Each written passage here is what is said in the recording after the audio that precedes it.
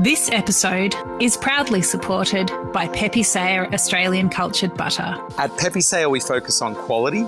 So if someone comes into your restaurant and they see you're using Pepe Sayer, they know immediately that that is a quality product you've got in front of you on the table. And that comes from a decade of just doing quality butter day after day. For more information, go to pepesayer.com.au. The greatest pleasure I think that I get is really working with the producers and the team creating food and that relationship that you build up over the years with people that really enable you to do what you do. This is the Deep in the Weeds podcast. I'm Anthony Huckstep. The culinary world often talks of Michelin stars, the drive to be the best, to aim for perfection and deliver excellence. And yet, we as people are fallible, and at times, not so perfect. What does it take not only to strive to be the best in your craft, but when at the pinnacle, maintain the standards and stay true to yourself as well? Clare Smyth is one of the world's greatest chefs and restaurateurs, an owner of Core in London, and now Oncore in Sydney as well. Clare, how are you? Yeah, I'm good, thank you. How are you? I'm good. It's been a challenging period of time for everyone on the planet, and particularly hospitality, and yet you've opened your first international restaurant during this time. How has that been? Yeah, I mean, it was certainly a challenge, but, we've kind of, we got through it. And I think that, we definitely all grew as people during that time, and we learned that we could do things differently.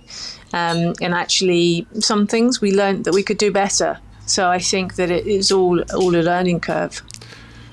Why Australia? I know very, very early on in your career you worked in Australia, but what was the lure for you?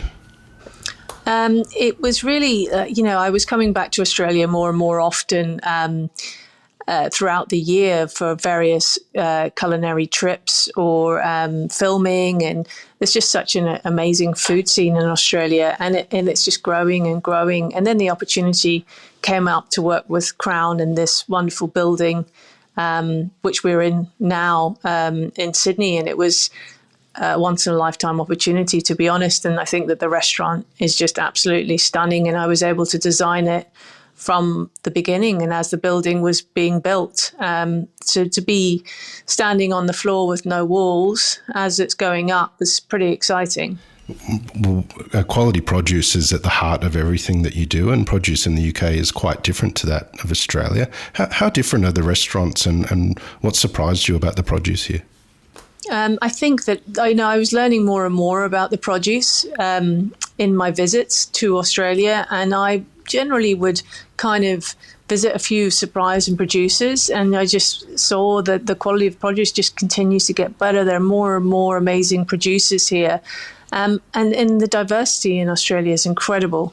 And I think that, yes, the produce is different than it is in the UK, but that's all about sort of learning how to use it, and that's actually most of the fun. So things like fish are obviously quite different, but it's just about a different approach to how you cook them. I want to explore sort of what you are doing here in Australia and the sort of food that you're cooking, but take us back to when you were young. What sort of role did food play in your family? I grew up on a farm, so food was incredibly important. Producing food, but it was a traditional mixed farm, and it was incredibly hard work. 365 days a year. We had sheep, dairy. We had, the odd sort of goat, beef, cattle. We grew crops, and my aunt and uncle were potato farmers. So I understood what it took to produce food. But also, when you're working like that on farms, food's incredibly important for the morale of the people working, and you need a good, hearty, wholesome food. What first lured you to a career in hospitality? I was working in a local restaurant when I was about 14 years old in my school holidays, doing a bit of washing up and waiting tables for some extra pocket money. And I just kind of started cooking and really sort of got into food, and I met some chefs that worked in Michelin-starred restaurants, and then bought my first cookbook, which was Anton Mosselmann's Cuisine à la carte. And the pictures in there really inspired me. And, there was the images of Anton Mosselmann in his tall white hat and bow tie in the Dorchester Hotel in London. And that really inspired me. And I thought, I was always quite creative and artistic. So that those images and the food and the dishes and, the front cover was black with a white hexagonal plate and the red soup in the middle. And it was all that kind of nouvelle cuisine style, but it really grabbed my attention. And then I saw that this was not just a job, but it was something that was really beautiful and incredible. And, then I saw that as quite glamorous. And I knew then that that's what I wanted to do. I knew that creative side of food, and that sort of luxury end was for me. Very early on in your career, you sort of honed your skills in UK and Australian restaurants. How different were those experiences in those kitchens? Very different in terms of, I think back then when I first came to Australia, there was a lot of European influence and a lot of imported ingredients, which is something I never see now on menus, which is incredible. But there was also that Asian influence and fusion. So I learnt a lot about that as well, which was quite different for me coming from Europe. And so, that was a really nice introduction to that sort of fusion of Australian food and cooking and diversity of it. You worked with Gordon Ramsay for many years, a small stint at first before you worked with Alain Ducasse. Tell us about the influence of Ramsay and working with that group for so long. Yeah, Gordon's been a great mentor to me. Obviously, starting out, I just wanted to work with the best chefs in the world. And Gordon had just won 3 Michelin stars at Royal Hospital Road and really sort of became quite known then. It was kind of when he really came into the limelight, and it was an incredibly intense kitchen. But I knew from the moment that I stepped in that kitchen that I wanted to learn from him. I wanted to learn in that kitchen because of the intensity. And I figured that if I could make it there, then that would give me a good opportunity of being successful. And so, I worked my way up in that kitchen until I was a senior sous chef before I left to go to work for Alain Ducasse, because I always had my sights on, was I going to go to the French Laundry or was I going to go to Louis Quinze and work for Alain Ducasse? Because those, and they still are today, 3 of the chefs that inspire me the most. I went to spend a bit of time in New York and California because Per Se had just opened then. And I spent a week there. I spent a week at the French Laundry. And then I would do this in my holidays from work from Royal Hospital Road, and then off to Monaco to check that out. And then I knew also, with the same feeling that I had at Royal Hospital Road, that the kitchen at Alain Ducasse in Monaco was where I needed to be, because it was even more challenging in the fact that it was in the French language, it was classical, and that was an even bigger challenge than potentially going to the French Laundry. Well, what did you take from your time with Alain Ducasse? I very much, it was really about produce and about, that sort of classical French cooking. It was, a dream to be in that restaurant every single day, using the best produce in the world. It was a great environment to work in. We literally had a huge team, and there was never an expense spared. And it really was about cooking to the absolute pinnacle, everything cooked à la minute. We would get the produce from the market. Franck Cerruti would go to the market in the morning and bring the produce back, and you cook it à la minute. Artichokes were turned and cooked à la minute in that restaurant. They'd never touched lemon or anything before they went into the pan. That's in service. Risottos cooked à la minute would be, depending upon the year of the risotto, it would have been 18 or 19 minutes per portion.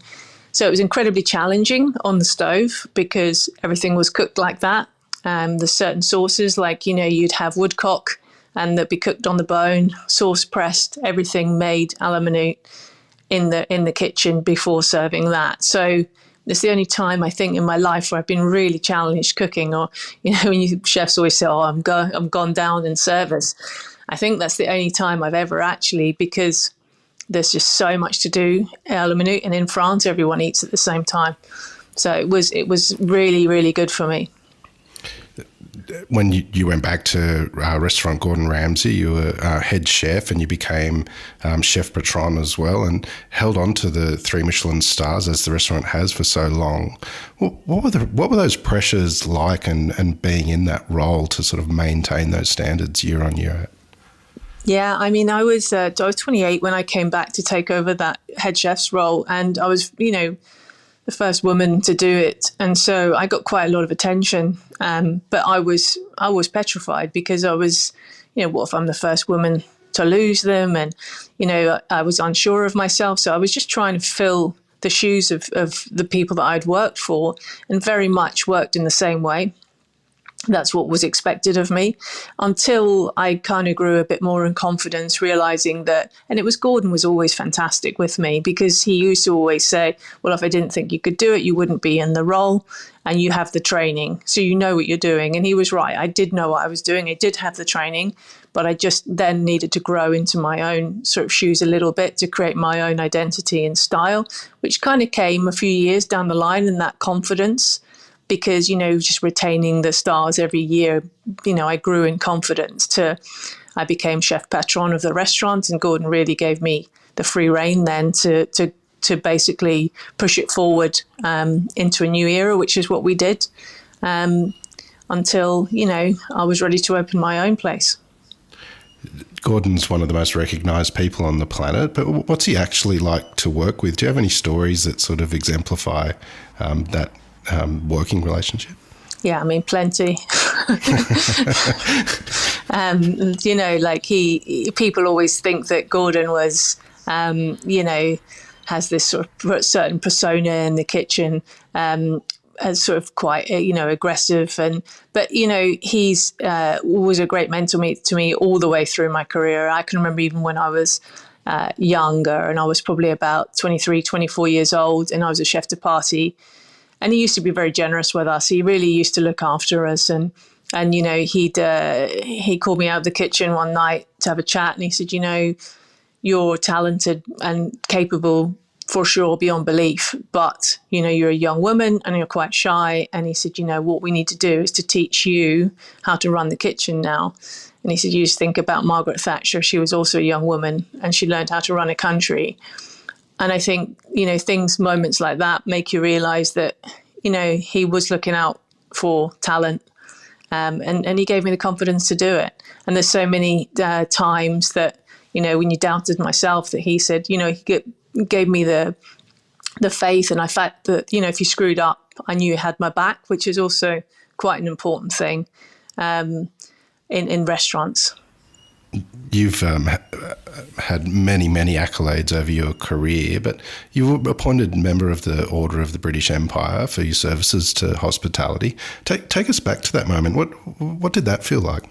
Yeah, I mean, that was just a complete surprise out of the blue. Envelope came through the post, and I was like, there's that sort of stamp on it from the Queen, and it's like, yeah, I just couldn't believe it. So it was a real honour. And, I remember going to Buckingham Palace to get my MBE, and Adele was there with me, and Christian Horner on the day. And it was pretty cool, and it's like, there's one thing, I think, getting recognition in your culinary world, but getting recognition from your country is extra special. You mentioned that you became ready to open your own restaurant. Tell us about that period of time. Like, what was the build up to that, and finding the site and landing on exactly what you wanted to do?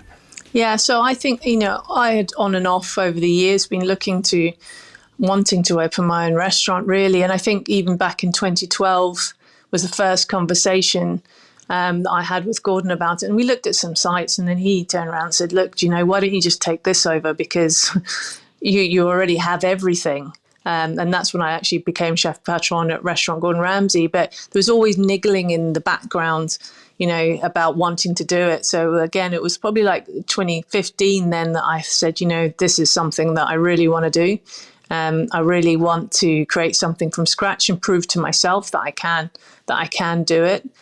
So again, Gordon's very supportive and helped with the business plan and everything. And then we started looking for sites. So and I also wanted to do it from scratch myself. So I wrote the business plan myself. Then I, went to get the sites, the interior designers, and walked through, and actually didn't take on another member of staff to about 4 or 5 months before the restaurant opened, because I didn't even have the budget to do it. So I had the interior designer. Obviously, I had the contractors in, and the builders and the interior designers and lawyers and accountants and all those things. But I was running it myself, as well as doing the development for the food. And then really took on my first full-time staff about 5 months before the restaurant opened.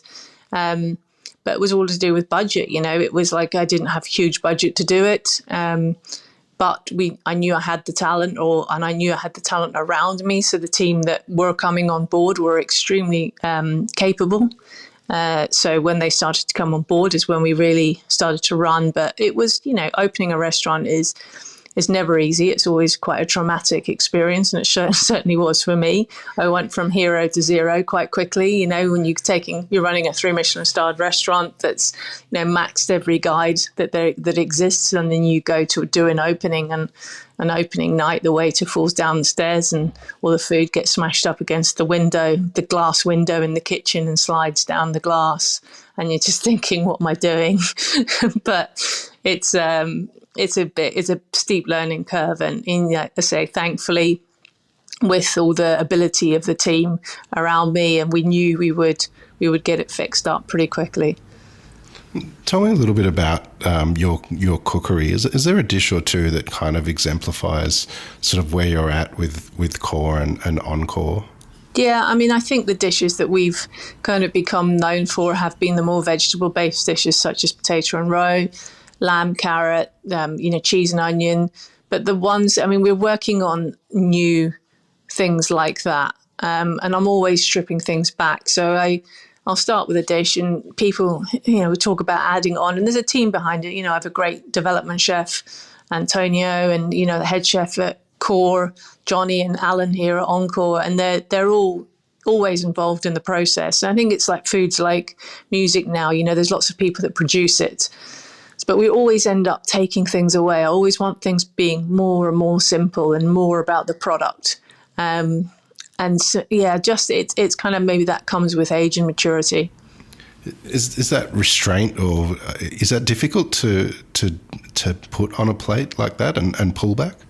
Yeah, and it is. But as I say, I think it's a natural process. It's something that, the older I get, the more I think like that. And I also really stick to, it's important to me where the food comes from. I really want to stick to British food and culture. And when I'm here in Australia, I really want to use Australian products. And it's not, I like to dig deep and find what the producers to create the dishes from, rather than the other way around. You said something a bit earlier that was quite interesting with opening Core, that you went from hero to zero. But in 2020, Core was awarded 3 Michelin stars. Tell us about that arc and that moment, and what that felt like to reach that level with your own restaurant. Yeah, that's incredible. I think that, I remember those first opening months of Core, and just standing at the pass after service, just being like, it's just not good enough. It's just not good enough. And sitting the guys down in the restaurant in those first few months and saying, we need to just get better. The people that are sitting around this table now, we're either going to make it or we're not. And I knew the level. I'd been working for 15 years of my life in 3 Michelin starred restaurants, so I knew what it needed to be.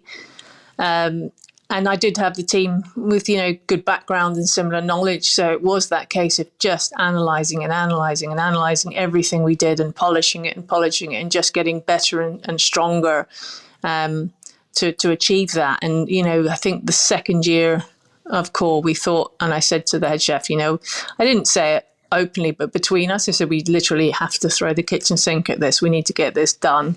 We know what the level is. And we need to do it. And we really drilled down into the dishes and perfected them. and then got that level of consistency, which was the key to the third star, I think. Perfection often has a cost. How do you balance that striving for perfection with that sort of life-work balance and keeping sane as well? Yeah, I think that I think there's always that thing about that work-life balance, and I don't know what that is. I always think that my work kind of is my life, and it's a choice that I've made. I really enjoy the things that I do. Earlier on in my career, obviously I worked incredibly hard. I still work incredibly hard, but in a different way. And I have incredible opportunities to do really amazing things that I wouldn't have been able to do if I hadn't put that work in. So it opens amazing doors in life. And so is it a balance? I think the balance is probably more now, but I'm doing the things that I want to do and that I've dreamt of doing, not necessarily. It's not really about sitting on a beach for me. It's never something that's appealed to me, but I love getting the opportunity to do the things that I do now. You understood the pressures of 3 Michelin stars when you worked with Gordon and you were chef patron at restaurant Gordon Ramsay, but is it a different pressure when it's your restaurant at 3 Michelin stars? How do you handle that? I think it's a different pressure for sure, because you don't have someone else over your shoulder. But it also felt different because this time it was me that had won them. So it was a validation in a way that, again, it's about age, experience, confidence, and knowing that having received or been awarded the 3 Michelin stars for the way that we were cooking does kind of, it means a lot more in a way. That we set out and we started to cook differently. It's a brand new style or vision for the restaurant. And to know that those dishes were worthy of 3 Michelin stars meant a lot. Oncore's been open in Sydney for a little while now. What surprised you about the dining landscape here? It was a lot of, there's a great vibe about Sydney, and I love people's enthusiasm about food, and people really enjoy going out. There's a really lovely atmosphere in the dining room every night.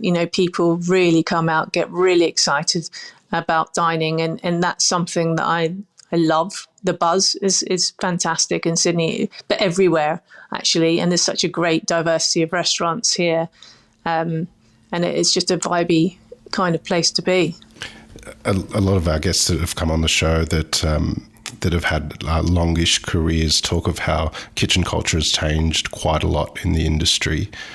How much has it changed within the kitchens that you have now compared to a couple of decades ago? Yeah, I mean, it's a tremendous change, thankfully.